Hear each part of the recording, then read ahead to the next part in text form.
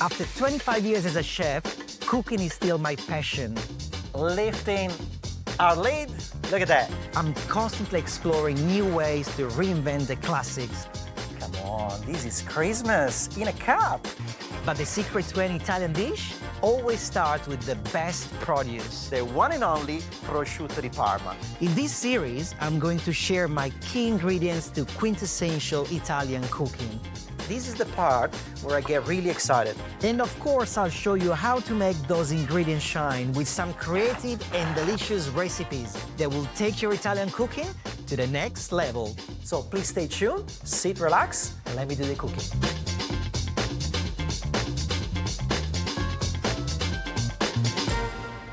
Buongiorno and welcome back to Luca's Key Ingredients Season 5. Yes, I cannot believe it's been 5 seasons already. Today I'm very excited because we're making an episode dedicated to mozzarella, which I'm sure everybody knows, everybody had already before. Such a versatile, beautiful cheese. And today we're gonna show you how to make it from scratch. We're gonna make a delicious southern dish from the region of Puglia, where the famous stracciatella cheese comes from. Then we're gonna move on to a very Italian classic with some stuffed zucchini flour, but with buffalo mozzarella, which is bean smoked. So please stay tuned, don't go anywhere. So let's make some mozzarella. I wish I could do it, guys, but I cannot. I'm only a chef. I need a cheese master. If only I had a cheese master with me here. Guess what? I do. I got my dear friend Giuseppe Minoia from Vanilla Cheese in Sydney. He's accepted to come around and show us how to make it. Please, Giuseppe, come around. How are you, my friend? Good, thank you. How are you? Good. So we got all the ingredients you've asked me to organize for you. You've been making cheese for 25 years. Is that all? Is that all? Yeah. Excellent. So what I really want you to show me and show everybody sitting at home is really all the little steps on how we achieve this amazing cheese called mozzarella. In this bowl, I've got raw curd. To get to this stage, we've got freshest milk we can get. We acidify it. We add rennet to it. We then split the milk because the milk solidifies. And so this is the solid component of the milk. Amazing. First thing, we need to put some salt into the curd. All right. So we put a couple of good handfuls, or what we say in Italian, a pinch of salt. A pinch of salt? Yeah. That's a good one. Yeah, another one like maybe that. another half of That's that. a little bit of salt. And that's it. And then now what we Excellent. do, we pick up the curds and we just start breaking it? And the salt will mix into it. We're doing it in a traditional mastello and stecca. Okay, In the old mastello days. is the big bowl. The big bowl. And the stick in English? Stick or paddle. Paddle, okay. Yeah. Now that we've gone to this stage, we can add some hot water. We put it on the side of the bowl. Okay, not so straight on the curd. I'm right-handed. Let me just do this properly because now I'm under pressure. I got the master here. All right. Okay. Now what we're doing, we just rotate the curd inside the water so that the temperature of the curd starts to go up. Yeah, okay. Ideally, we need to bring the temperature of the curds up to 65 degrees. So you can see now the water's already become quite milky. We can add at least another one of those. more? Yeah, yes, please. Okay. All right. Beautiful. Now the process is just about collecting all the curds together and then stretching them.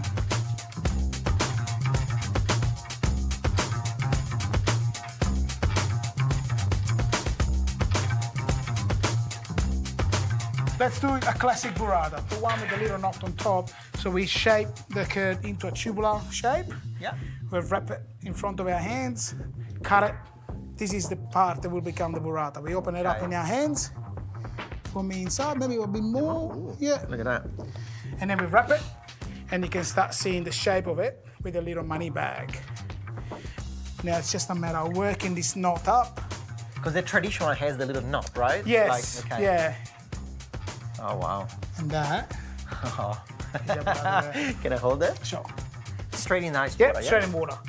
So that will prevent the burrata from breaking. Show me some Yeah, nodini. yeah. I'm so mesmerized by the craftsmanship of this guy. It's just unbelievable. I'm not even gonna ask him to let me have a go because I'm not gonna be able to do it by far. So it starts from the same sort of tubular shape. Yep.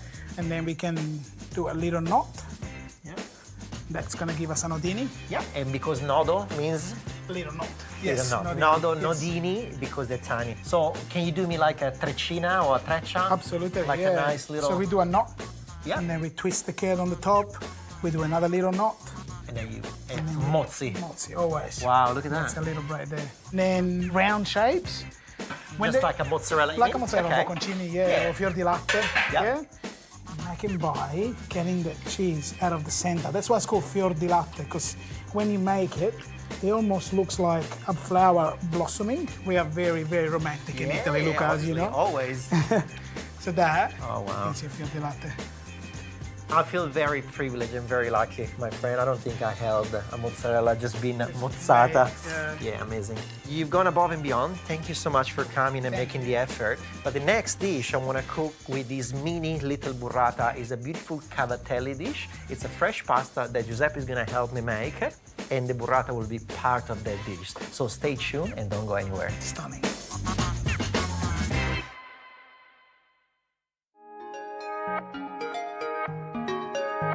My first recipe is a tribute to the region of Puglia, where my dear friend Giuseppe is from.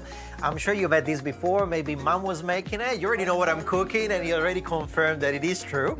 I got a few jobs for you while I make the beautiful cavatelli. Sure. Cavatelli pasta, it's very, very simple. Giuseppe, please, you're gonna make me a classic crudaiola sauce. I'm gonna get onto the pasta. You tell me if you've done this before. Come on, Giuseppe, I don't need to tell you. A few times, I bet. especially on a Sunday with nonna. Yeah, on a Sunday. You know what? These, especially the cavatelli, you've seen on my social media with my daughter Stella. Yep. We actually make these quite a lot on a Sunday because she loves to roll it. Yeah, it's so much fun. That's what gave us our love for food, I guess, wasn't it? 100%, 100%. Now, what I like to do is I'm gonna get my hand in it. All right, so we got cherry tomato. You know, get them when they're nice and beautiful and ripe. They gotta be nice and delicious. Spring onions that Giuseppe is chopping up. And then to finish the crudaiola sauce, we got some celery. Make sure to use extremely high-end extra virgin olive oil because we're gonna need a lot, okay? Italian drizzle, Giuseppe, look at that. Absolutely. But this is the part where I get really excited. What the salt is gonna do is gonna draw the moisture out of all of those vegetables. I just need now to move my dough onto the bench. And now I need to do a little bit of hard work over here. Going back to your burrata and cheese making, I came in Australia in year 2000, so I've been around for a little while. And I don't remember seeing as much burrata, mozzarella probably, but burrata, stracciatella, this type of very classic regional Italian cheeses. You guys really put it on the map, right, in Australia? Absolutely, yeah. We moved in Australia in the same year, actually. Burrata stracciatella were not existent. Yeah, honestly, Yeah. I can't pinpoint it, but I don't remember finding it in any supermarkets. No, not really. How come I got the hard job and I'm sweating here almost with Yeah, a small have a amount of good dough? day. But Thank you for that. We're gonna let the pasta rest now for a second. While the pasta is resting, I just wanna double check our crudaiola sauce that Giuseppe just put together. So, I mean, just look how beautiful, how colorful. And fragrant. Oh my, So yeah. fragrant. Pepper, I think I forgot to put some pepper. Yep. And we're gonna start making some cavatelli pasta.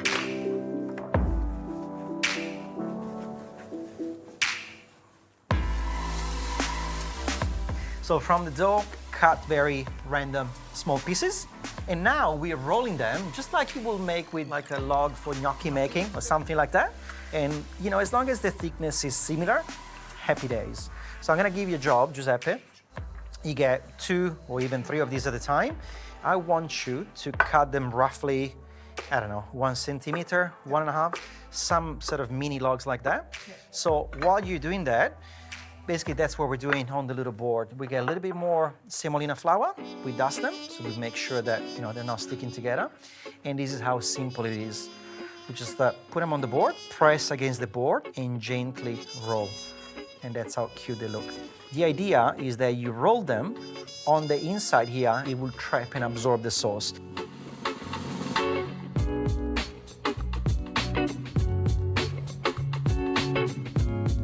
All right, guys, so check this out. Look how beautiful our little cavatelli. Giuseppe gave me a bit of a hand. I hope I was up to standard like all the way there with Nonna. Probably not, but anyway. Now, boiling water for pasta. The rules are always the same. Plenty of water, salted. Then you drop your pasta, be very careful.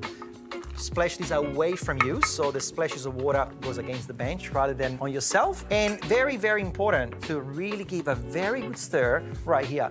The main starch release happen right here, okay? This will come up to the boil in a couple of seconds. What we're gonna get ready with, we got a beautiful scamorza bianca. Tell me a little bit more about this cheese, Giuseppe, while I'm draining this beautiful cavatelli in our sauce. Sure. So scamorza, it's a cheese made from fermented curds. So we are Fermented, okay. Yeah. So the curds for the scamorza are actually fermented for anywhere between 4 to 8 hours. Oh, wow. Also raw in this case, it will mix very well with the hot pasta and the cold sauce. Of course, I love to get that melted, but also grate in it and just let it kind of melt through a warm pasta salad, and that's why I Get chose that it for this one. lacticity coming up. It is stunning. Yes. Exactly. Absolutely. This is it, guys. This is how simple it is. I'm obviously lifting up my pasta from the water at home. You're just gonna go and drain the water over the sink. I can already smell the warmth of the pasta is hitting all of these beautiful ingredients here, right, Giuseppe? Yeah. So this is the beauty. So there's a lot of liquid. So careful, Giuseppe. I'm gonna show off like I've done this before a few times, right? So I just wanna allow the pasta to start absorbing this. And ladies and gentlemen, the smell here, it's, yeah, we're in Puglia, right? It smells beautiful. Vicino a Conversano, Yeah. We're almost there. Thank you, sir. Now the juices are slowly being absorbed by the pasta. All of that juice coming out from the vegetable. And now we're stirring in the rocket. So with the core side, can you grate some scamorza for me? And it's one of those moments where I should say stop, but it's gonna be very hard to say stop. So I think it's starting to take in a pretty good shape, right? Yeah, absolutely. It smells very, Yeah, very it does. fragrant. All right, Giuseppe, I think that's it. We're gonna go straight into a bowl. It's vibrant. I'm gonna keep some of that juices because trust me, the pasta is still warm. It will keep absorbing all of that goodness. Get your tomato.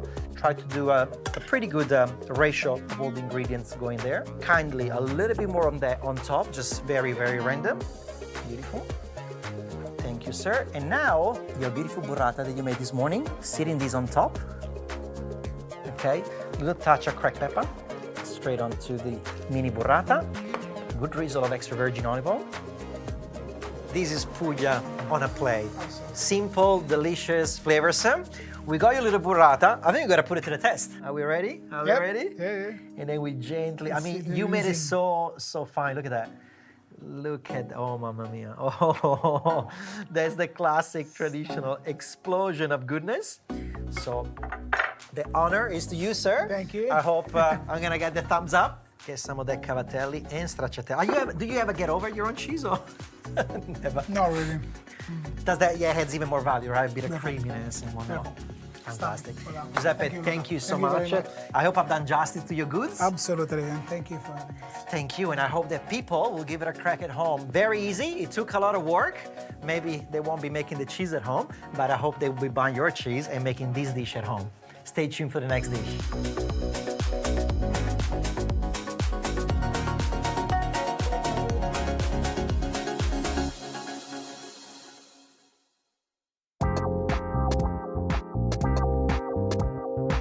For my second recipe, we've got a classic Italian fried zucchini flowers, and I'm gonna stuff it with a little bit of ricotta, as you would normally do, but key ingredient, mozzarella. And here we got wood smoked buffalo mozzarella. It smells very smoky. It has a very interesting flavor profile. I definitely encourage you to give it a crack if you never used it before. For the filling, it's very, very simple. Cow's milk ricotta, straight into a large bowl. Okay. Then I'm gonna gently use my spatula to loosen it up. A little pinch of salt, a little bit of pepper, drizzle of good quality extra virgin olive oil. I went very light on the salt because I do want to use a little bit of beautiful anchovies. Now, in this case scenario, I'm using this product which comes from the channel of Sicily in Italy. Down in the Mediterranean, the water is warmer against the north of Europe. So what it does, it creates a pretty subtle sweet flavor profile to these beautiful anchovies. Chop them up. This is what you're looking for, something nice and small. You can bash them up, but it doesn't really matter. And this is your component of saltiness within the ricotta. Not much anchovies, because of course they will deliver a fair amount of flavor and saltiness to it. All I like to do, tuck this on the back of your hand, very simply. Put the mix in it, use your thumb and fingers to hold the spatula, and you just get it out nice and clean. So turn this back on, push it down, and then all we do is trying to cut a little hole on the piping bag. Zucchini flowers. Go in with your finger and snap the little pistil that we have on the inside. There you go. So I already got all of those ready to go, empty. But now let's go back to the mozzarella. I do want some mozzarella to be inserted with the actual mix and ricotta. The smell is incredible. It's really smoked. Cold smoke, obviously. Let me show you how to handle those flowers. Try to open it up, get inside, and gently press. Stop, not even halfway. Open it up again a little bit, okay? Then get your buffalo smoked mozzarella, put it in, do the best you can to push it, and then we're gonna top it up again.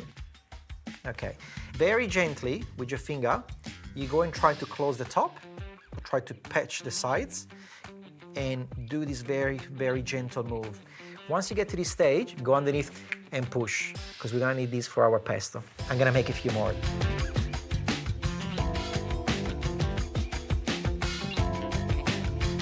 And I'm done with my little zucchini, the bottom part of the flower. Get yourself a beautiful mixer. Get your zucchini flowers straight in. What we're gonna make now is a zucchini pesto.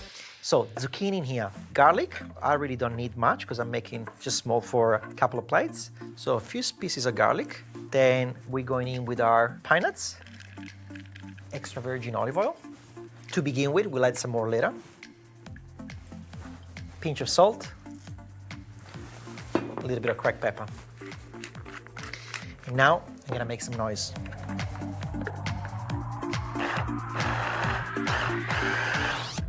Okay, so all I wanted to do is to roughly start chopping this. More extra virgin olive oil. I'm gonna use a little bit of an ice cube. What the ice cube is gonna do now is gonna keep my basil greener and the zucchini.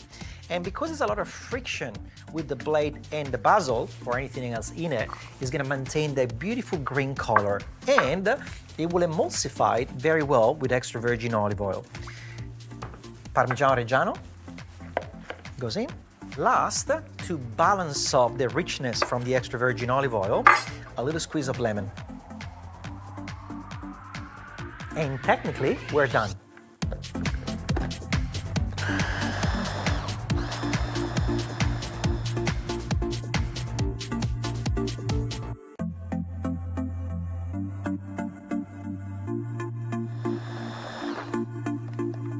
And we're done.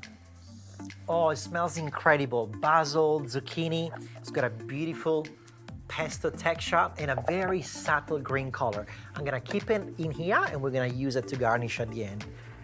The last little something extra on this simple dish is a bit of honey chili. It's become a little bit popular lately, and I actually quite love it. There's a sweetness from the honey, a little bit of heat delivered by chili flakes. You can use fresh chili.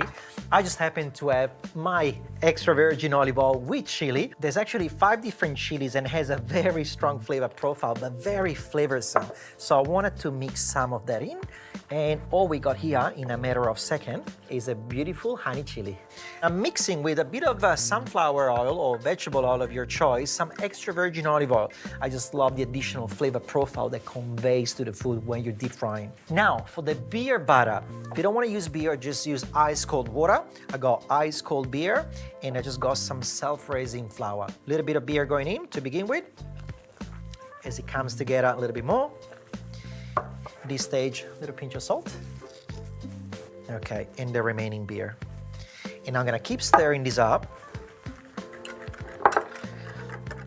Butter is ready to go.